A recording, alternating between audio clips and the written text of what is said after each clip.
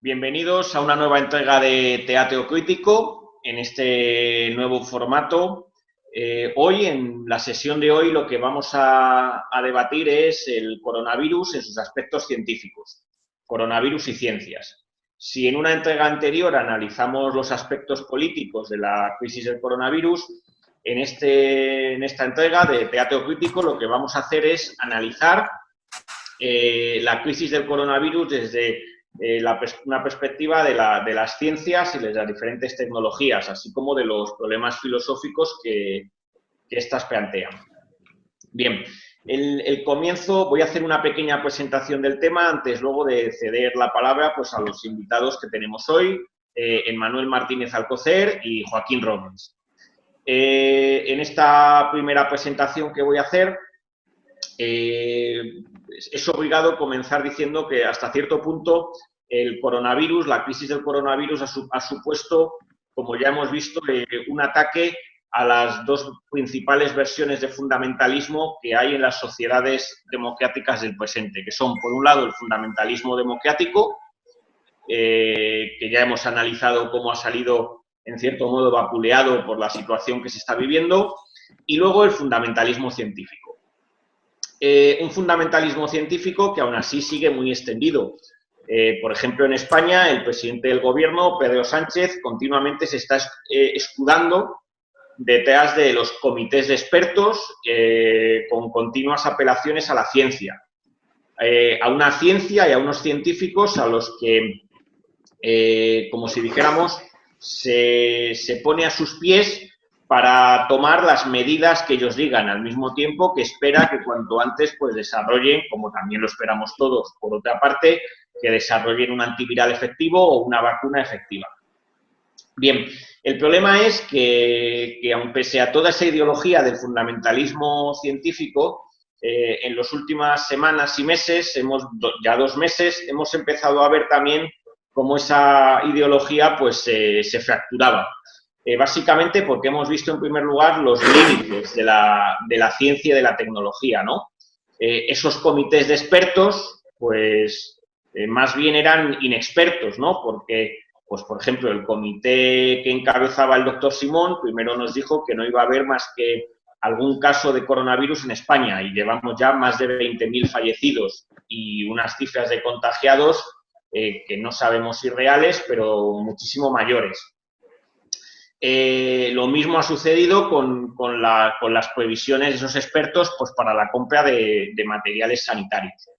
Bien, lo primero que hay que ver es que, y esto es la perspectiva que yo aquí voy a adoptar, que es la perspectiva de la teoría del cierre categorial del materialismo filosófico de Gustavo Bueno.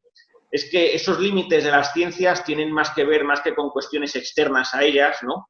Como si fuera un choque de la ciencia con la realidad o de la ciencia con Dios, tienen más que ver con los conflictos entre las diferentes ciencias, así como entre las diferentes ciencias y diferentes tecnologías, políticas o de otro tipo. Bien, con respecto al fundamentalismo científico, generalmente se basa en pensar que existe algo así como la ciencia, una única ciencia con mayúscula, armónica y que camina en un progreso continuado. Lo que sucede es que lo que hemos visto en las últimas semanas es que hay diferentes ciencias que están aquí operando y funcionando en nuestro presente en marcha. Básicamente voy a distinguir 3 escalas, muy rápidamente. Una primera escala sería una escala alfa 1, en la que nos encontramos con la virología. Los virólogos lo que han hecho ha sido, mediante diversos cursos operatorios, neutralizar las operaciones, de tal manera que esas operaciones apotéticas se han transformado en nexos paratéticos, que tienen que ver pues, con las investigaciones bioquímicas, genéticas, ¿no? De tal manera que lo que se ha determinado es, por ejemplo, los genes, ¿no? La secuencia genética de un nuevo tipo de coronavirus, del que se ha bautizado como SARS coronavirus 2. Bien, aquí en esta primera escala, la escala de la virología, esta escala alfa 1, ¿no? Donde las operaciones humanas están completamente borradas, es donde aparece precisamente el bichito, ¿no? El virus que tenemos ahí. y que me permito llamar la atención que, pues, desde el materialismo filosófico, pese a la crítica que hacemos a esa ideología que muchas veces emanan los científicos y también en estos días los políticos, relacionada con el fundamentalismo científico, también señalamos el papel constitutivo que tienen las ciencias, ¿no? Precisamente la virología nos ha puesto desde diciembre de 2019 ante una hiperrealidad, ¿no? Un nuevo habitante de nuestro mundo, que es ese virus, SARS, coronavirus 2. Esa sería la primera escala. La segunda escala, que es la que más importancia, me parece a mí, a mi juicio, que está teniendo ahora, sería una escala alfa 2, que es la escala de la epidemiología. ¿Qué están haciendo estos días los epidemiólogos? Bien, pues están las operaciones de los diferentes individuos, de los susceptibles de infección, de los infectados, de los contagiados, de los muertos, las están, esas operaciones, que son operaciones apotéticas, las están neutralizando mediante un envolvimiento en estructuras estadísticas, ¿no? Son los famosos modelos estadísticos de las curvas de infección a la que todos, o de contagiados, o de nuevos casos diagnosticados, a las que todos nos estamos acostumbrando estos días, ¿no? Y que estos epidemiólogos, pues, serían los que nos estarían diciendo las medidas que hay que tomar de confinamiento, de cuarentena, para no saturar el Sistema Nacional de Salud. Claro, el problema de la epidemiología aquí es que tiene tres fuentes de incertidumbre muy importantes, ¿no? Y que, si queréis, luego podemos entrar en ellas. Una sería las cifras, ¿no? Continuamente, todos los días, aparecen unas cifras que dan los comités de epidemiología de las diferentes comunidades autónomas y centraliza el gobierno de muertos, nuevos casos, recuperados. Claro, el problema es que todas estas cifras dependen generalmente de la realización de los test. Si los test no están muy extendidos, pues son cifras que no podemos saber su fiabilidad, ¿no? Entonces, una primera fuente de incertidumbre es la incertidumbre que tiene que ver con las cifras reales de la epidemia, de la magnitud de la epidemia. Una segunda fuente de incertidumbre es la que tiene que ver con los modelos estadísticos. He hecho recientemente, pues, un pequeño análisis de diferentes modelos, ¿no? que se han propuesto para predecir cuándo era el pico, y a finales de marzo, pues, diversas universidades, la Politécnica de Cataluña, la Politécnica de Valencia, hacían predicciones del pico de infectados. Y decían que el pico de infectados iba a ser en finales de mayo. Otra, la Rovira i Virgili de Tarragona, decía que el pico sería en verano, ¿no? Entonces, aquí se ve como, dependiendo del modelo que usa, el modelo estadístico que usaba cada grupo epidemiológico, las predicciones son totalmente distintas, ¿no? Luego, aquí tenemos otra segunda fuente de incertidumbre relativa al modelo. Y la tercera tiene que ver con analizar esa relación estadística que se ha encontrado, ¿no? Porque una cosa es que tengamos una relación estadística y luego otra que seamos capaces de encontrar su fundamento, ¿no? Gustavo Bueno, en su filosofía de las relaciones, señalaba que muchas veces se habla de las relaciones, pero se olvida el fundamento de las relaciones, es decir, las conexiones que hay de las relaciones. Y este es el problema, que podemos tener una relación estadística, pero a lo mejor no sabemos cuál es la causa que está detrás, ¿no? Si el hecho de que bajen las cifras es por el confinamiento, o el hecho de que bajen las cifras es porque el virus ya está más atenuado, etcétera, etcétera, ¿no? Entonces, aquí hay un tercer problema, que es la atribución de la causalidad detrás de esos relaciones estadísticas que determinan los epidemiólogos. Unos epidemiólogos que, como ya hemos dicho, lo que hacen es envolver las operaciones de los enfermos, ¿no? Y de los susceptibles de enfermar a escala estadística, ¿no? A escala de las poblaciones. Pues bien, la tercera escala que quiero distinguir es una escala beta. En esa escala beta, esas operaciones de los enfermos no se neutralizan, sino que siguen presentes en el campo. Nos encontramos aquí con la tercera ciencia que está a día de hoy en juego, que es la medicina, ¿no? O más bien tecnología, es la medicina. ¿Por qué? Porque aquí las operaciones de los médicos están orientadas a reforzar la firmeza de las operaciones de los enfermos, ¿no? Y entonces tenemos perfectamente aquí como hay tres tipos de ciencias que están funcionando, ¿no? Y entonces el materialismo filosófico lo que señalaría eso es que no existe la ciencia, sino que tenemos por un lado pues una escala de la virología, por otro lado la escala de la epidemiología y por otro lado la escala de la medicina, y que muchas veces pues pueden chocar entre ellas.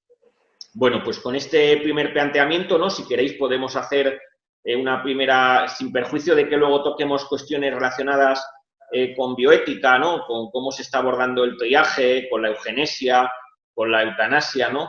En otra segunda ronda y en una tercera, pues también podemos comentar un poco las declaraciones que determinados filósofos del gremio están haciendo estos días, ¿no?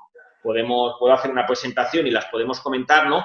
Podríamos hacer una primera vuelta, ¿no? Un poco viendo, pues eso, cómo veis vosotros este tema del fundamentalismo científico tal y como está operando estos días. Pues, Emmanuel. Sí. Bueno, yo lo primero que diría al respecto es que, a pesar de que desde nuestra perspectiva el fundamentalismo científico sea una nematología acerca de la ciencia, una ideología, digamos, a rechazar, debemos atender a que si sigue teniendo pregnancia es porque tiene una cierta funcionalidad, aunque sea una funcionalidad que podamos considerar perniciosa. Y esa funcionalidad, por ejemplo, en el caso que nos concierne, para el gobierno está sirviendo, digamos, para quitar responsabilidad a sus propias decisiones, que en cualquier caso, aunque sean basadas en datos científicos, vamos a suponer que están basadas en datos científicos, seguirían siendo decisiones políticas, porque aunque se trate de un virus, lo que hay que combatirlo en la nación política española. Y eso siempre va a determinar que las decisiones adoptadas por el gobierno, aunque estén apoyadas por un comité de expertos, científicos, epidemiólogos, virólogos, que por cierto no se han tenido en cuenta a los veterinarios, muy importantes en este caso, siempre van a ser decisiones políticas. Por otro lado, también el fundamentalismo científico borra todas estas diferencias en conmensurabilidades que señalabas entre las disciplinas y las ciencias. Y yo creo que esto lleva a olvidar la, digamos, conjugación necesaria siempre entre el saber y el hacer, entre teoría y praxis. Y ayuda a entender, digamos, por qué el desbarre continuo del gobierno. Porque no saben qué tienen entre manos. No conocen nada del virus. Bueno, ni ellos ni casi nadie. Pero es que incluso con los datos que se pueden tener más fiables, en muchas ocasiones los ignoran. Incluso, como se ha podido ver, avisos desde enero, muchos casos que han sido ignorados o no han sido tenidos en cuenta. El ejemplo de Simón, diciendo que tendríamos solo algunos casos. Es que si en ese momento el comité de expertos no sabía lo que se le veía, lo que se venía, malo. O sea, si lo sabían, malo porque lo han ignorado. Pero si no lo sabían, peor todavía. Bueno, bien, yo creo que convendría disociar dos aspectos que ya en la línea en lo que comentaba Carlos, y creo que ha hecho un mapa muy preciso de las diferentes ciencias en función de sus metodologías, alfa y beta, ¿verdad? Pero hay una cuestión, y es que la perspectiva médica, que es una perspectiva básicamente técnica, es decir, la medicina es un arte, pero un arte que necesita del auxilio de muchas ciencias, alfa, en este caso hablamos de la biología. Y entonces hay dos perspectivas aquí que están confusamente mezcladas y que conviene disociar. Por un lado, la perspectiva de lo que podemos llamar la ciencia especulativa o el conocimiento, ¿verdad? Que continuamente están diciendo el conocimiento pues permitirá vencer al virus, cuando no necesariamente. Es decir, vemos cómo, por ejemplo, podemos conocer perfectamente la secuencia genética de este virus y conocer también el mecanismo de transmisión o incluso el mecanismo por el cual los que están afectados por el virus se van infectando. Sin embargo, en cuanto que pasamos de ese aspecto puramente de conocimiento especulativo, aquel que nos permite decir, por ejemplo, o podría permitir decir a un microbiólogo qué virus tan interesante, ¿verdad? O qué hermoso virus, como decía el bueno del tumor, qué hermoso tumor. Sin embargo, la perspectiva aquí está unida totalmente al hecho de que hay que exterminarlo y que hay que acabar con él. Y es aquí en donde aparece la caja negra, en donde ya la cuestión del fundamentalismo científico se empieza a dislocar, porque muestra bien claro que el conocimiento de la estructura genética, el conocimiento de las vías de transmisión, el conocimiento del potencial transmisor que tiene el virus y de los síntomas que provoca, etcétera. Sin embargo, a la hora de intervenir operatoriamente sobre él, es decir, a la hora de transitar al plano puramente técnico, que es el plano de la medicina, que fundamentalmente tiene que realizar la operación de convertir al sujeto que está enfermo en un sujeto sano, mediante una serie de operaciones que además necesitan del auxilio precisamente de ese conocimiento, ahí es donde está apareciendo una caja negra enorme y vemos la disparidad increíble de casos. Bueno, el más reciente que he leído hoy, 2 artículos. Uno, de un periódico francés, en donde se dice que los fumadores estamos a salvo del coronavirus porque al parecer al bicho no le gusta la nicotina, por ejemplo, ¿verdad? Y entonces que llamaba la atención que el bajísimo porcentaje de fumadores que han sido contagiados. Pero por otro lado, un artículo que leo, me parece que ha sido en El Mundo, no, en El Mundo ha sido el artículo este. En otro periódico he leído un artículo según el cual el tabaquismo es un factor de riesgo a la hora de infectarse por el coronavirus. Entonces, da la impresión de que estamos, como decía Kant, aquello de andando a tientas, que estamos, al menos en el plano operatorio, andando a tientas. Y a mí me interesa mucho, desde el punto de vista puramente especulativo, pues, al fin y al cabo es una actividad que ahora he tenido que dejar un poco de lado por la cuestión práctica política, ¿verdad? A la que me estoy dedicando, no sé si por suerte o por desgracia. Pero en el plano especulativo me interesa mucho cómo esta idea, que es del materialismo filosófico de la lección categorial, que además está expresada de un modo muy asequible para cualquiera que tenga interés en estas cosas, en una bonita conferencia que dio Bueno en Las Palmas de Gran Canaria, que se llama La función actual de la ciencia, en cuanto que se establece, pues hay quien dice, no, la función de la ciencia es el conocimiento, ¿verdad? Que es una típica definición de los profesores. Porque claro, para el profesor de matemáticas, el de física, el de biología o el de filosofía, pues la ciencia es un conocimiento transmisible perfectamente. Pero la realidad de la teoría del cierre categorial es que la ciencia no es un conocimiento, sino una construcción. Y una construcción que genera, como bien ha comentado Carlos, una nueva realidad. Es decir, una realidad que nos es accesible en virtud de esas construcciones. Pues bien, este ejemplo una vez más le vuelve a dar la razón a la gnoseología materialista de Bueno, porque muestra cómo ese sentido científico especulativo expresado a través de la virología, sin embargo, se muestra absolutamente insuficiente a la hora de construir la vacuna que pondría fin al problema.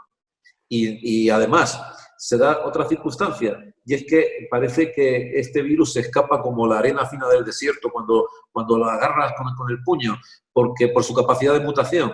Y entonces, una pregunta que hay que hacer a los virólogos y que yo todavía no he encontrado una respuesta, es si realmente va a pasar con este virus, con el virus del resfriado. No hay vacuna para el virus del resfriado, precisamente por la mutabilidad que tiene. Entonces, si realmente en este virus no va a haber una vacuna, pues la única solución que queda es acostumbrarse a vivir con él, con unas tasas de mortalidad inasumibles, igual que nos hemos acostumbrado a vivir con los resfriados. Pero claro, la tasa de mortalidad de un resfriado pues es ridícula comparada con la tasa de mortalidad de este asunto. Y luego hay otra cuestión más relativa al asunto, es que no parece posible determinar cuál es el origen de este virus. Es decir, cuáles son, de dónde ha salido este virus. Si realmente la hipótesis oficial es la correcta, de que es un virus que ha mutado en un murciélago y ha habido una especie intermedia que la ha transmitido al hombre, etcétera, o si realmente es un virus producido en un laboratorio. Claro, la sospecha siempre va a estar ahí, porque el hecho de que aparezca precisamente en Wuhan, que hay un laboratorio que trabaja y opera con virus, pues hombre, no es un fundamento sólido, desde luego, pero por lo menos da que pensar, ¿no? Estaría de acuerdo conmigo en que la cosa da que pensar, ¿verdad? Porque precisamente en Wuhan, es decir, no ha sido en otro lugar, ha sido precisamente ahí en donde hay un laboratorio que se dedica a la manipulación vírica. Entonces, la imposibilidad de saber realmente también cuál es la génesis. Conocemos la estructura del virus, al parecer hay un genoma completo del virus y se conoce bastante de ese asunto, pero no conocemos la génesis. Y además, no sabemos, y esta es la cuestión, no sabemos de qué manera intervenir en él. Aunque son dos cuestiones conectadas, naturalmente sin conocer la estructura no se podría operar contra él. Sin embargo, en este momento estos dos ámbitos están completamente disociados y, bueno, pues, aunque no sea para lanzarnos flores, pero muestra cómo la teoría del cierre categorial pues es verdaderamente efectiva, porque ante un caso que no está contemplado por bueno, pues inmediatamente esas inconmensurabilidades que señalaba Carlos y estos problemas que estoy señalando yo, pues son obvios completamente, me parece a mí, e indiscutibles, vamos. Ahí enlazo con varias cuestiones que habéis señalado y que me parecen muy pertinentes, ¿no? Una es la que señalaba Emmanuel de la funcionalidad que puede tener la ideología del fundamentalismo científico, ¿no? Y me gustaría aquí tener una idea que en un artículo muy reciente Iván Vélez ha planteado, ¿no? Frente a aquellos que cuando López Obrador sacaba el detente, ¿no? O la imagen de la estampita de la Morena, de la Virgen de Guadalupe, ¿no? La gente, pues desde España se cachondeaba, ¿no? Pero como dice Iván Vélez en un artículo reciente, ¿hasta qué punto López Obrador no está jugando ahí la baza del, pues ya digámoslo así, del fundamentalismo religioso, en tanto en cuanto puede ser un calmante, un bálsamo para las masas, de igual manera que aquí en España juega el presidente Sánchez la baza del fundamentalismo científico, continuamente apelando a los científicos, a la ciencia, pues también para calmar a las masas, ¿no? De hecho, no hace mucho, no es solamente el presidente Sánchez, hay un artículo muy reciente de Victoria Camps, catedrática de ética, ¿no? Y también diputada del PSC, si no recuerdo mal, ¿no? Y con el proabortista y con también tentaciones secesionistas, en el cual también viene a decir lo mismo, que la ciencia es como lo que nos sacará de esta, ¿no? Entonces, aquí se ve un poco la funcionalidad, ¿no? De, en un mundo en el cual, como si dijéramos, para ciertos ambientes laicistas ha desaparecido la imagen de Dios, pues es sustituida por la de la ciencia, totalmente, ¿no? Con la funcionalidad que eso pueda llevar. Aunque, claro, y ahora aquí enlazo con lo que decía Joaquín, ¿no? Con ese, es verdad, ese opúsculo de, bueno, la función actual de la ciencia, ¿no? Que tan importante es, ¿no? Cuando llega a decir, bueno, que eso, que la función actual de la ciencia es hacer el mundo, ¿no? Partes del mundo, ¿no? Y hoy estamos viendo más que nunca, ¿no? Esa capacidad de las ciencias para hacer el mundo, ¿no? Pues de la virología, de la epidemiología confinándonos en casa, ¿no? Donde las ciencias no son solo conocimientos, sino que son muchas más cosas. En este caso, como el desarrollo de las ciencias en el estudio del coronavirus es paralelo al desarrollo del propio mundo, ¿no? El mundo se está haciendo al mismo tiempo, ¿no? Pero claro, también como señalaba Joaquín, pues hay que poner unas gotas de escepticismo, ¿no? En ese progreso científico, ¿no? Porque, por ejemplo, el VIH se conoce también la secuencia genética perfectamente y no hay una vacuna, ni se la espera una vacuna contra el virus del SIDA. Entonces, ¿por qué, pese a que los telediarios continuamente se están entrevistando a diferentes investigadores del CSIC que nos están diciendo que se está muy cerca de una vacuna, ¿no? Pues ojalá que sí, pero no tiene por qué, no todos los virus tienen vacuna. Claro, y luego el otro argumento que se está dando es, como también decía Joaquín, el que este virus con el paso del tiempo se convierta como en el virus de la gripe, ¿no? ese argumento que las mutaciones vayan siendo cada vez más benignas y que eso permita que el virus pues podamos convivir con él, ¿no? Claro, lo que sucede es que ese argumento, que es un argumento sacado de la biología evolutiva, ¿no? Que diría, pues claro, las cepas más letales del virus se matan a sus huéspedes y entonces hay menos posibilidad de que el virus desde ese huésped se transmita a otra persona. Por lo tanto, se favorecen cepas del virus que a las personas no nos ponen excesivamente enfermos, ¿no? Los famosos asintomáticos. ¿Por qué? Porque esas cepas son las que más se transmiten, obviamente, porque el asintomático, aunque lo tenga, es el que sale a trabajar, puede contagiar a otros, etcétera. Claro, eso tiene sin duda alguna un fulcro de verdad. El problema de esa explicación es la escala. Claro, esas mutaciones del virus se van a dar a escala de unos meses, a escala de unos años, a escala de una década. No, eso es un problema que hay ahí. Y con respecto al origen, pues efectivamente, es otra laguna que tenemos, ¿no? Es un virus que estaba en los pangolines o en los murciélagos y ha pasado a los seres humanos, ¿no? Lo que se llama un virus zoonótico, o es un virus, como decía la cadena Fox, aunque claro, la cadena Fox es la cadena Fox, ¿no? Es un virus con el que estaban experimentando en el laboratorio biotecnológico de Wuhan y se les ha escapado, ¿no? Eso es una buena pregunta, ¿no? Aquí hay que traer en colación, ¿no? Pues a colación, ¿no? Pues ese tipo de dilemas, ¿no? De cosas que no sabemos, ¿no? El siguiente aspecto que quisiera tratar es hemos abordado, ¿no? Pues eso, cómo la medicina está ahí funcionando, la técnica médica, el arte médico, ¿no?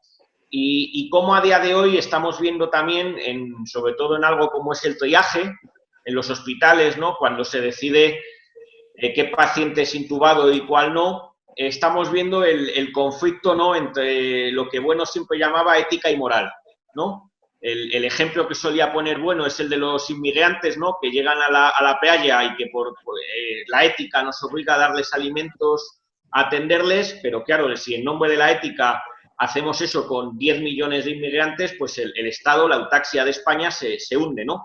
Entonces, a día de hoy, lo que os quería preguntar ahora es ¿hasta qué punto veis si hay también esos conflictos entre ética y moral en los hospitales, ¿no? Y se están planteando, sobre todo cuando, por ejemplo, la otra gran catedrática de ética, antes he mencionado a Victoria Camps, no podía faltar ahora de la cortina, pues ha dicho que lo que estaba pasando con respecto a los ancianos era inmoral, ¿no? Confundiendo totalmente los planos de lo que es la moral y la ética, ¿no? Bueno, pues si queréis añadir alguna cuestión con respecto a esto, ¿no? Como la bioética, la biomoral, también son disciplinas que están ahí intersecando con el arte médico. Manuel. Sí, yo diría que, claro, estamos en una situación perfecta para, vamos a decirlo así, para ver cómo los conflictos éticos y morales, bioéticos y biomorales, se muestran en su mayor crudeza. Lo que comentabas del triaje. Cuando no hay material ni respiradores para todos, digamos que moralmente la decisión de optar por atender a los que tienen mayores posibilidades de sobrevivir es, digamos, una opción moral. Pero claro, es antiética porque estás dejando morir a otros. Eso también tiene una repercusión a nivel moral en lo que es las familias. Porque, claro, hay una cantidad enorme de personas que está destrozando las familias, que también es uno de los fundamentos de los grupos humanos.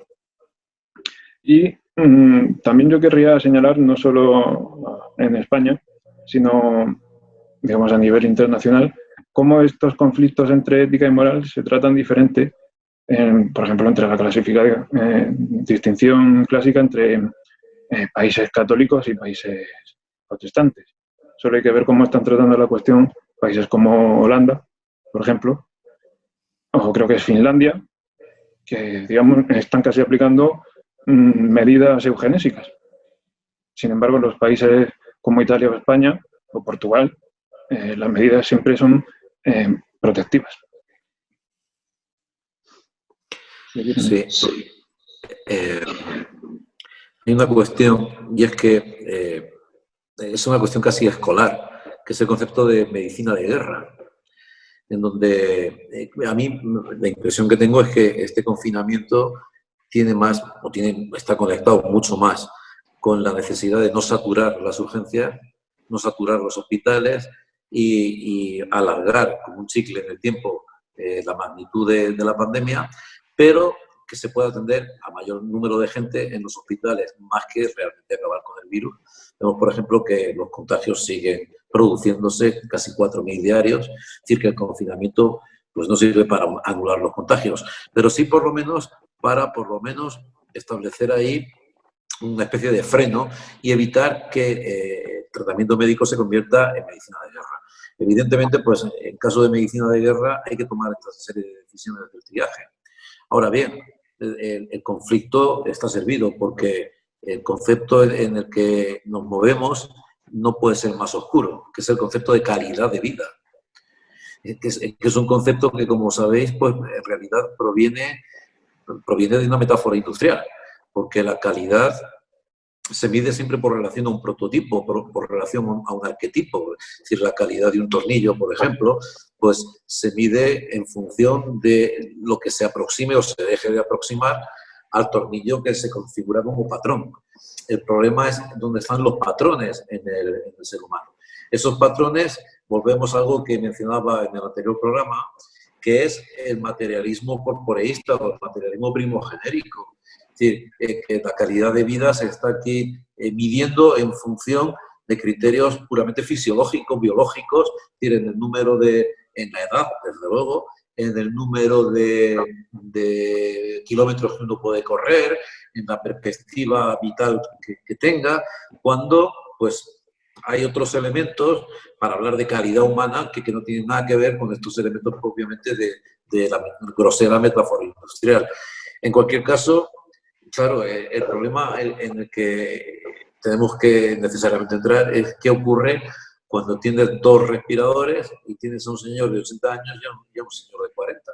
Pues evidentemente ahí el criterio no es ético, pero es que no puede ser de otra manera. Y esta es la cuestión. Y es que no cabe otra, que es medicina de guerra. Si llegamos a ese extremo que se ha estado produciendo, ahora parece que es un poco menor, pero quizás también es un poco menor porque hay una dejadez completa por parte del gobierno y los ancianos se están muriendo en sus casas o se están muriendo en las residencias y no les están haciendo test y no les están tratando, de manera que eso tampoco es tolerable. Una cosa es que le hospitalices, intentes darle la mejor asistencia posible, pero llegues al límite material de las propias condiciones en las que te estás desenvolviendo y no tengas respiradores, que también hay una parte ahí de responsabilidad que mencionábamos en el anterior programa también, cuando hablábamos de la falta de previsión por parte del Estado a la hora de adquirir respiradores, que ya lo podrían haber hecho mucho antes en previsión, pero como esto era una gripe que se pasaba y como era más importante las manifestaciones del 8M, los partidos de fútbol, los mítines, etcétera, y no hubo una directriz clara y parecía que íbamos a tener, como decía el señor Simón, un par de contagios, casos, etcétera, que no sé qué hace ese señor todavía y no sé por qué no lo han obligado a dimitir, porque es que es impresionante esto. Pues entonces, esa falta de imprevisión es la que da lugar a esta medicina de guerra y a estos intentos desesperados del gobierno por ocultar sobre todo las muertes de los mayores que están cayendo como moscas. Y, sin embargo, pues aquí no se da la noticia. Lo de las residencias es verdaderamente, pues, bueno, es casi espeluznante. Entonces, los criterios éticos y morales, en este caso, digámoslo así, que este conflicto que se produce está envuelto por la membrana de la política y por la membrana de una ideología que en todo momento han antepuesto al interés por la salud general, antepuesto sus intereses partidistas e ideológicos. Y muy fundamentalmente creo yo que todo viene por la necesidad de salir a manifestarse el 8 de marzo, porque era un modo de apuntalar esa ideología que es en la que ellos se sustentan. Y entonces el día 9 es cuando vino toda la explosión y realmente nos ha pillado a todos pues con el paso cambiado. Si hubiese habido un poco más de previsión, hoy he visto imágenes, por ejemplo, del asunto de las mascarillas, ¿verdad?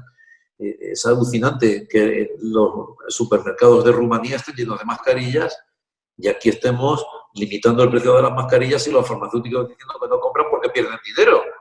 Sí, es que es el colmo. Y mientras tanto, pues esta señora del Ministerio de Igualdad, la señora Montero, pues está con sus cosas, diciendo, por ejemplo, ahora la última ocurrencia que ha tenido la buena señora es que en lugar de hablar de familias monoparentales, se hable de familias monomarentales, que directamente ya para darle en la cabeza con algo y decirle, pero señorita, que parental no viene de padres, sino viene de pariente, viene de parir, no de padre, pero en fin. Entonces, este tipo de cosas demuestran hasta qué punto pues estar en manos de unos sectarios ideológicos demagogos es la causa fundamental de que aparezca este problema que nunca debió de plantearse, porque deberíamos de contar con una sanidad lo suficientemente bien organizada y bien dotada para atender a todo el mundo.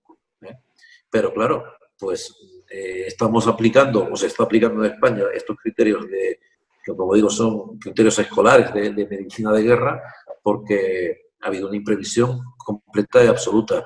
En cuanto a estos filósofos, hoy también he leído yo un par de cosas de este, que es una especie de estrella mediática, Innerarity, Bueno, realmente el nivel de abstracción en donde se maneja esta gente, pues a mí me causa vergüenza ajena, vamos. Como el del señor Illa, es decir, nos va a caer una losa muy pesada encima a los filósofos, precisamente por estos ejemplos de gente que no tiene ni idea. Yo siempre que me han preguntado, pues he intentado distinguir y decir que no existe la filosofía, sino muchas filosofías, muchas de ellas incompatibles, y desde luego la nuestra es completamente incompatible con esta señora Camps y con Innerarity y otras estrellas mediáticas de la filosofía que realmente, pues, a mi juicio, son unos diletantes completos. Hay, recogiendo algunas cosas que habéis mencionado, me parece muy, muy interesante lo siguiente, ¿no? Que, pues sí, efectivamente, cómo esos conflictos entre ética y moral están totalmente también cruzados por la ideología, ¿no? O sea, a día de hoy, por ejemplo, nos rasgamos las vestiduras en el sur de Europa, el sur precisamente católico, ¿no? Cuando por ejemplo, reparamos en que el Reino Unido quería aplicar una especie de darwinismo social donde los mayores, los ancianos, pues fueran los que perecieran para que así los jóvenes no vieran entorpecida su vida. O lo mismo en Holanda, ¿no? Donde se recomienda a los ancianos que si enferman, pues que no vayan al hospital. Claro, lo interesante de estos hechos es que esos países, o Suecia también, que estos días también se ha mirado que está aplicando también una especie de una mezcla entre darwinismo social y una especie de eugenesia natural, donde el que pueda que sobreviva y el que no, pues ya veremos, ¿no? Entonces, no deja de tener su paradoja, ¿no? El hecho de que Holanda, ese país que, sobre todo en ciertos sectores en España, se mira como una luminaria, ¿no? Un país progresista, avanzado, ¿no? Que tiene la eutanasia, hoy, sin embargo, sea un país que nos horroriza, ¿no? Cuando defiende esas políticas para sus ciudadanos, o también, por ejemplo, cuando se niega a ayudar al sur de Europa, diciendo que, bueno, que en el fondo italianos y españoles somos unos vagos, ¿no? Entonces, y lo interesante del caso es que esto es justamente un mes después de que en el Congreso se estuviera debatiendo la ley de la eutanasia.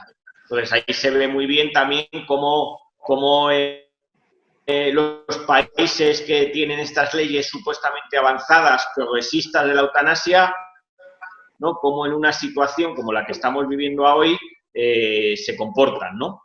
Bien, dicho esto, lo que ahora quisiera un poco plantear, ¿no? Es también en este tipo de cuestiones que estamos tratando, científicas, bioéticas, biomorales, biopolíticas también, ver cómo en el panorama, en el gremio de filósofos lo han tratado, ¿no? Para que vierais, voy a simplemente a mencionar algunas aportaciones, ¿no? Y luego pues a ver cómo las podemos diseccionar, ¿no?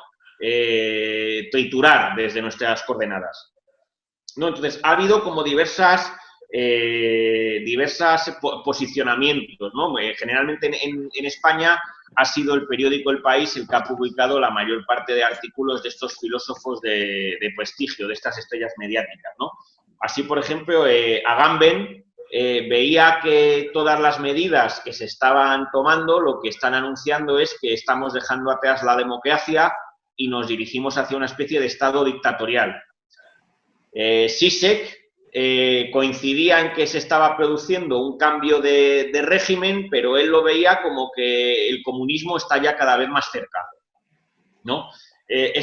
Luego tenemos la visión, por ejemplo, de este filósofo surcoreano, Byung-Chul Han, un filósofo, a mi juicio, totalmente sobrevalorado, porque si uno sus libros, esos pequeños libros que escribes, se te caen de las manos prácticamente, ¿no? Por una serie de conceptos totalmente vagos, viscosos, que no permiten avanzar nada, ¿no? Y entonces lo que sostenía es que lo que estamos viendo es que Oriente le está ganando la partida a Occidente, ¿no? Con esas medidas autoritarias que, por ejemplo, está tomando China. Claro, esto es muy, muy interesante, este comentario, pero claro, si resulta que el virus se ha originado precisamente en China, porque China no controla los mercados animales, porque hay un tráfico, un consumo de animales salvajes, que es lo que ha permitido que, en el supuesto de la hipótesis natural, que el virus haya saltado a los seres humanos, o en el caso de que haya sido un fallo de seguridad en el laboratorio biotecnológico de Wuhan, eso es lo que ha hecho que el virus salte a los humanos. Aquí donde se está viendo la superioridad de Oriente sobre Occidente. Más bien lo que se estaría viendo es pues la falta de orden, ¿no? de Oriente para controlar este tipo de situaciones. Claro, todo esto en el caso de Byung-Chul Han tiene además la ironía de que él curiosamente no vive allí, sino que vive en Alemania, ¿no? Con lo cual habría que recordar aquello de Schopenhauer, cuando en su presencia alguien se quejaba de Frankfurt, ¿no? Y él le decía, bueno, pues ¿a qué espera usted para coger el primer coche de caballos que le saque de la ciudad? ¿No? Pues algo parecido habría que decirle a este. Y luego hay otros filósofos que en vez de analizarlo en términos políticos, ¿no? Como Agamben, Zizek, Chul Han, lo han analizado en unos términos ecológicos, ¿no? Aquí pues traigo simplemente, para si queréis comentarlo, algunas sugerencias que han hecho David Harvey, ¿no? un filósofo que dentro de nuestra escuela, bueno, pues ya ha sido muy tratado por Marcelino Suárez, que le ha dedicado alguna sesión y en un libro reciente, Filosofía de la Geografía, lo destripa, y Marcus Gabriel, ¿no? Que vienen a decir que hasta qué punto este virus no es una reacción de Gaia, del planeta Tierra, ¿no? Contra este capitalismo salvaje que está dominando el mundo, ¿no? Entonces, casi pues suponiendo como si el virus fuera un sujeto operatorio capaz de realizar programas y prolepsis, con lo cual, pues ahí se ve un poco las coordenadas en las que se mueven sin querer. Bueno, pues si queréis comentar algo de esto, Emmanuel. Sí, no, a mí lo primero que se me ocurre comentar, digamos que cada uno de estos filósofos que han comentado, digamos que como que barren para casa, ¿no? Cada uno con su obsesión. Agamben con el tema de la dictadura, Zizek con el tema del comunismo. Y bueno, ya los últimos que has comentado, Harvey y Gabriel, ya es que se salen ya incluso de lo metafísico, se van a la teología pura, como hay una diosa que nos está castigando por nuestros pecados, el capitalismo nos ha llevado, que es el mayor mal, nos ha llevado a esta situación y la Tierra pues se ha rebelado y viene a castigar. Es un absurdo de tal calibre que es que no sé cómo se le puede decir filósofo siquiera a este tipo de gente. Y es que se mueven continuamente en lisiologismos, generalidades absolutas sin precisar nada, porque estamos hablando de progresismo, de superioridad, pero ¿progresismo y superioridad en qué? ¿Por qué esas leyes eugenésicas pueden ser más progresistas que otras que conserven la vida? Si, por ejemplo, conservar la vida puede llevar, digamos, a un mayor fortalecimiento de un Estado que tenga una mayor potencia económica, militar, etcétera, eso podría ser mejor por otro lado, porque eso es más progresista. Son continuos lisiologismos que es que no explican nada, solo emborronan todo. Y no considero ni que se puedan llamar filósofos. Son, no sé, profetas. Sí, yo me estaba acordando de aquello de que no hay tontería que no haya sido dicha por un filósofo, ¿verdad? Pero también hay que acordarse de Hegel, ¿verdad? Que cuando el búho de Minerva, la lechuza de Minerva levanta su vuelo, la noche extiende ya su oscuro manto. Los filósofos, en principio, pues siempre tienen que acudir, en todo caso, a posteriori, porque tienen que analizar las ideas. Los grandes filósofos han sido aquellos que no que hayan predicho nada, que han sido capaces de barruntar pues, por dónde iban a ir las cosas en función de sus anamnesis, porque no, sus recuerdos, porque no hay proyectos y no hay recuerdos. Y a mí esta gente, pues, me parece que ha creado una especie, que viene ya de largo, ¿verdad?, de creencia en que la filosofía es algo así como unos individuos que, por los motivos que sean, pues tienen unas ideas brillantísimas que marcan a la humanidad por donde tiene que dirigirse, ¿no? Es como si los filósofos fuesen los rectores de la humanidad, aquello que mencionábamos antes que decía el pobre Gabriel Rufián, de que lo que cambia el mundo son las ideas, son los filósofos, la moral, la política, cuando los verdaderos cambios sustanciales, pues la técnica, y los filósofos en todo caso pues pueden intervenir en función de la filosofía que tengan y esa filosofía puede dar cuenta de la realidad de su presente y puede barruntar por dónde va a ir la cosa en función de la potencia que tenga para analizar el presente. Pero estos que habéis mencionado en concreto, pues Agamben, que lleva unos años dando la paliza con la semiótica, o Zizek con el comunismo, pues realmente otro debate que se tiene que hacer aquí es realmente qué es eso del comunismo, ¿eh? Porque, por ejemplo, yo mismo estoy sufriendo una y otra vez los ataques indiscriminados, porque en mi partido se habla de comunismo o se le acusa a Pablo Iglesias de comunista. Y dicen, no es comunista. Hay algunos que por lo visto tienen la clave para distinguir quién es comunista y quién no. Pero que se diga que por lo menos en MIC ellos se declaran como tales. Entonces, a mí ya me parece suficiente como para aceptar esa... Ahora bien, que no representan ya el marxismo-leninismo o el Diamat, el comunismo del Diamat de la Unión Soviética, que son más bien izquierda indefinida. Bueno, pero es que acaso el comunismo no se dice de muchas maneras. Es que tras la caída de la Unión Soviética, precisamente yo creo, vamos, y no lo creo yo se lo he escuchado también a don Gustavo, la tesis según la cual pues el comunismo es un género con muchas especies y la especie de comunismo que tenemos ahora es propiamente una izquierda indefinida, precisamente porque carece de una plataforma real sobre la cual sustentarse, entre otras cosas porque China, desde luego, se podrá decir todo lo que quiera, pero si eso es comunismo, pues bueno, en fin, es un comunismo muy sui generis, desde luego. Otros hablan de una fórmula también muy confusa, que es la fórmula de capitalismo de Estado. Y yo creo que en general, pues hemos saltado ahora de la ciencia a la filosofía, y lo que se nos está vendiendo como filosofía no es más que pues yo creo que es literatura. Es literatura con pretensiones y que realmente pues la filosofía, o al menos en el sentido académico en el que la inventó Platón, con sus fases, la fase demagógica, la fase de clasificación, etcétera, eso brilla completamente por su ausencia. Hay aquí una serie de ocurrencias más o menos aceptadas o más o menos delirantes, como esta que habéis mencionado, de Gaia, ¿verdad? De que la naturaleza reacciona contra el hombre, ¿verdad? Estas ideas metafísicas, naturaleza, hombre, cultura, ¿verdad? Que se dan, como muy bien decía Manuel, que son lisologismos, que son ideas no vacías, sino repletas de tantos significados, muchos de ellos completamente incompatibles los unos con los otros, que aquí no hay quien se aclare. Entonces, pues, lo mismo se puede hablar de que la naturaleza va contra el hombre, que el hombre va contra la naturaleza y todo lo que se quiera, porque esto es totalmente gratuito, y luego inmediatamente las ideologías se alimentan de este tipo de cosas, ¿verdad? Porque claro, esto de la naturaleza como una idea que viene a sustituir al Dios clásico de la teología medieval, pues esto lo estamos sufriendo ya muchos años.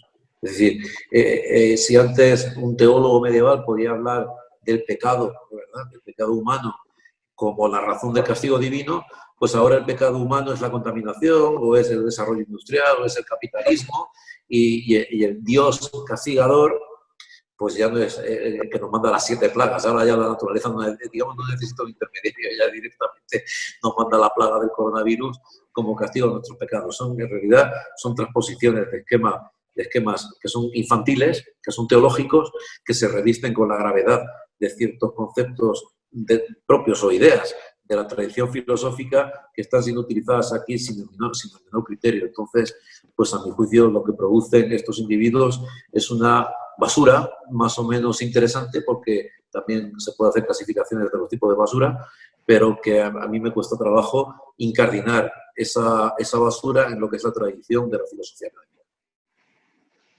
Yo quisiera añadir que en volver a insistir en el tema de la funcionalidad, que si, a pesar de todo esto que hemos comentado, si sigue funcionando, es porque a alguien le está sirviendo de algo. O sea, todos estos lisologismos, toda esta basura filosófica, ¿está sirviendo para qué? Para mantener al pueblo en babia. Y mantenernos a todos en la inopia y peleándonos por tonterías. Bueno, pero también esto es bastante minoritario, ¿eh? Yo creo que esto más que para el pueblo está con la ideología, bueno, sí, que le transmite. Claro, esto es más bien para que las élites culturales mantengan la ilusión de ser una élite, para que mantengan la ilusión de que saben algo y de que ese algo que saben les distingue del resto. Y porque vamos a ver cuántas personas han leído libros de Zizek o de Agamben o de Harari y compañía. Es ridículo. Es decir, eso no lo lee prácticamente nadie, pero sí que es una ideología propia para las élites. Es decir, aquí está operando de un modo, vamos, a mi juicio, pues clarísimo el mito de la cultura. El mito, y en este caso el mito de la cultura excelsa, no ya el mito de la cultura de las masas, que al fin y al cabo se entretienen con la ideología, con el fútbol, con la derecha, con la izquierda y con la ultraderecha malísima y este tipo de cosas que ahí están navegando con estas cosas. Esto es más bien para estas élites semi-analfabetas. No hay más que ver, por ejemplo, cuando le preguntaron al señor Pablo Iglesias que se había leído, cuál era su filósofo favorito, su libro favorito, y dijo que la ética de la razón pura. Que ya directamente para decirle, bueno, váyase usted a paseo, vamos, si no sabes ni el título y estás aquí citando un libro de filosofía, ignorando que es la crítica de la razón pura y no la ética de la razón pura, que yo dudo bastante, vamos, lo dudo, yo pondría la mano del fuego a que no he leído ni el prólogo, vamos, ni el prólogo. Y entonces, pues todo es un meme, esto es un meme, se trata pues de dar una pose, de aparentar, y entonces esto es el opio del pueblo, pero el opio, la cultura selecta es el opio del pueblo. Sí. Porque yo creo que incluso la mayor parte de la gente rechaza a estos filósofos. Y además nos mete a todos en el mismo saco, es decir, que salimos todos perjudicados porque se tiende a ver la cosa como una cuestión gremial, ¿verdad?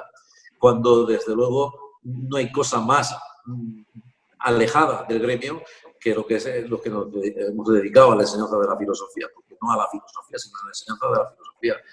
Y realmente no existe una unidad, es decir, no existe la filosofía. Yo creo que esto hay que decirlo y hasta la saciedad, que hay muchas filosofías y que cada uno pues tiene que comparar y ejercitar la suya frente a las otras. Y al final pues el juez no es el número de libros que se vendan, o el juez al final es la capacidad que tenga uno para absorber la de los otros, para triturar a la de los otros. Entonces, yo recuerdo una vez en una conversación que mantuvimos en Gijón, creo que fue en Gijón, Patricio Peñalver, Gustavo Bueno y yo, en donde pues yo puse como objeción a una intervención que había habido en los encuentros de Gijón que me parecía completamente idealista, dije. Y recuerdo la corrección que me hizo Bueno. Me dijo, bueno, es que da igual que sea idealista que materialista. Lo que importa es lo que se dice. No si es idealista o materialista, porque el idealismo realmente no existe. ¿Qué más da? No puede haber.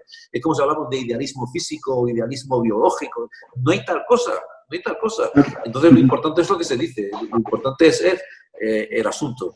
Y estos individuos, efectivamente, destilan opiáceos. Pero opiáceos, yo creo que para que esta clase de dirigente, que además es un sistema que se ve muy claro. Yo he tenido la oportunidad de visitar Cuba, de estar 15 días en Cuba y ver esto que estoy diciendo. Esas élites del Partido Comunista que viven mejor que el pueblo, que viven en sus bonitas casas, que no son suyas, pero viven en ellas, que tienen coches de alta gama cuando el pueblo pasa miseria. Lo vemos, por ejemplo, constantemente en las fotos que salen en Instagram de los hijos de los dictadores cubanos y venezolanos, paseándose por las ciudades del capitalismo, subiendo fotos a Instagram de los hoteles en los que están y conduciendo coches de alta gama. Esto lo estamos viendo. Y entonces, estas élites en Europa exactamente igual. Y están pues creyendo que porque van a la ópera o porque leen a Agamben o leen a Zizek, están manteniendo la ilusión de ser una clase que está despierta. Pero estas ideologías, esta basura no es basura para el pueblo, porque el pueblo tiene otras completamente diferentes. Y yo creo que precisamente la tarea de la trituración sistemática de esto, pues es algo que desde el materialismo filosófico no podemos dar ni un solo paso atrás, precisamente porque hay que decirles a estas élites que realmente pues están engañando a los demás, pero sobre todo se están autoengañando ellos mismos, creyendo que son algo así como la expresión más genuina de la sabiduría, de la bondad, de la belleza, de la verdad, de la solidaridad, etcétera, etcétera. Entonces, pues todo este discurso pues realmente es vomitivo, no tengo otra palabra para definirlo. Sí, si os parece, como ya nos aproximamos hacia la hora, por hacer una última ronda y concluimos, recojo también algunas ideas, ¿no? Efectivamente, es verdad que estos autores tipo Zizek, Agamben, forman parte de lo que Bueno, curiosamente, en una de las últimas teselas que hizo Bueno, es lo que él llamaba filosofía oracular, ¿no? Ajá, serían exacto. una suerte de filosofía oracular y, como dice Joaquín, para unas ciertas élites, ¿no? Es aquello, ¿no?, de que cuando alguien que pertenece a las élites pues tiene algún tipo de problema, pues que está deprimido, ¿no?, que se ha convertido en un individuo flotante, ¿no?, pues el que pertenece a las élites pues acude a Lacan, a un psicoanalista lacaniano o a un psicoanalista freudiano. Pero si es de clase media baja, pues simplemente acude al médico de cabecera que le dé la pastilla, ¿no? Esa es la diferencia que hay entre las escalas, ¿no? Y claro, en las escalas de las masas lo que es más definitivo sin duda alguna es pues la ideología que van ligadas pues a los dos mitos que siguen siendo fundamentales en nuestro presente, ¿no? Como ha dicho Joaquín y ha comentado también Emmanuel, por un lado el mito de la cultura y por otro lado el mito de la naturaleza, un mito que también va muy ligado pues al fundamentalismo científico, ¿no?, en el que hoy nos hemos centrado, ¿no? Y sobre todo también, ¿no?, es muy interesante ahora otro aspecto, ¿no?, con el que acabamos, ¿no?, por redondear. Hemos hablado, a lo largo del programa, pues de virólogos, epidemiólogos, médicos, políticos y finalmente, de catedráticos y catedráticas de ética y de filósofos del gremio, ¿no? Hay una posición que os querría plantear, ¿no?, y es la posición de la economía, de los economistas, ¿no?, que también conforme vamos acercándonos, estamos en la meseta o estamos ya empezando la bajada de la curva de contagios, pues son los que empiezan a tomar el relevo, ¿no?, los economistas, ¿no? Hemos conocido informes del Fondo Monetario Internacional, del Banco de España, con diferentes predicciones, ¿no?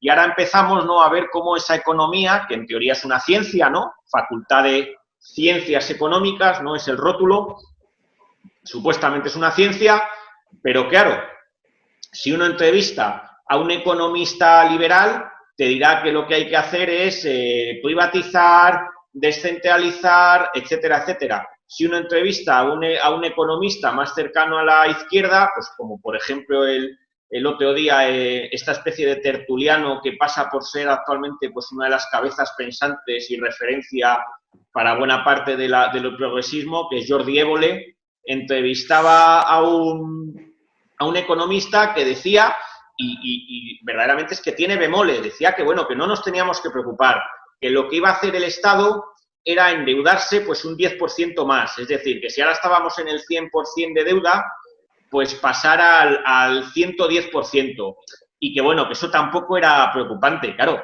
en aquel momento, sin ser uno un experto en economía, dice un 10% más del PIB de deuda pública. O sea, ¿este señor economista sabe lo que está diciendo?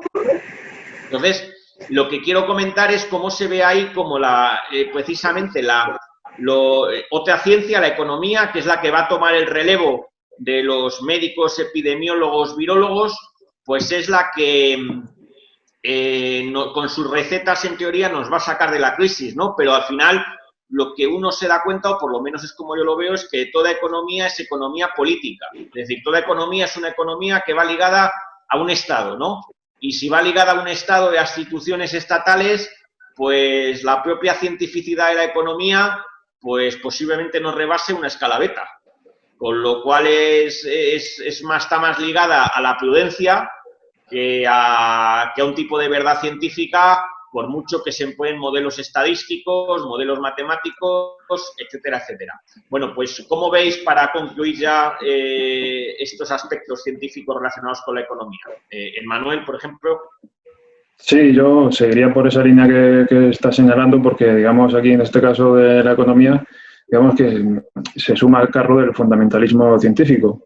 Como la economía es una ciencia, pues claro, habrá que hacer también caso a fe ciega de lo que digan los economistas, pero como tú mismo has dicho, depende de qué tipo de economista. Porque es que la economía también, su cientificidad, pues, aunque tenga, bueno, a través de diferentes metodologías, que pueda llegar a metodologías alfa a nivel estadístico, pero como estamos viendo, está totalmente atravesado por los eventos políticos y sociales. O sea, no puede cerrar su campo nunca. Y eso se va a demostrar, si no se ha demostrado ya, con lo que va a ocurrir. Por ejemplo, con las intervenciones del Estado, cuando se ha aprobado el tema de la renta universal. Eso es una medida política, pero eso es económica. Y también va a depender muchísimo la marcha de la economía de las medidas sanitarias que vaya adoptando el Estado, y en función de cómo se vaya produciendo la desescalada. En los casos más optimistas se están dando, digamos, unas previsiones a un año o dos, pero si tenemos que volver al encierro, otra vez todas esas previsiones no sirven para nada. O sea, la economía puede, en algunos tramos, dar alguna verdad o alguna franja de verdad, pero en ningún momento nos va a servir de esa guía que hay que seguir a fe ciega, porque está totalmente atravesada por los eventos históricos, políticos, sociales, culturales, en todo momento. Sí, yo creo que los economistas están dando palos de ciego. Hemos visto cómo tanto unos como otros, tanto los defensores de la ortodoxia liberal como los defensores de la ortodoxia estatal, palos de ciego. Hemos visto, por ejemplo, economistas liberales hablando de la solución. Bueno, el otro día, por ejemplo, en un artículo de Libertad Digital, Domínguez tiraba de keynesianismo y decía que lo que tenía que hacer era, pues, imprimir billetes, ¿no? Básicamente, aunque en este caso fuera billetes virtuales. Claro, la teoría tradicional dice, si imprimes billetes lo que produces es inflación, lo que produces es una devaluación de la moneda. Esa teoría parece que no ha prosperado, pero no ha faltado quien lo ha defendido.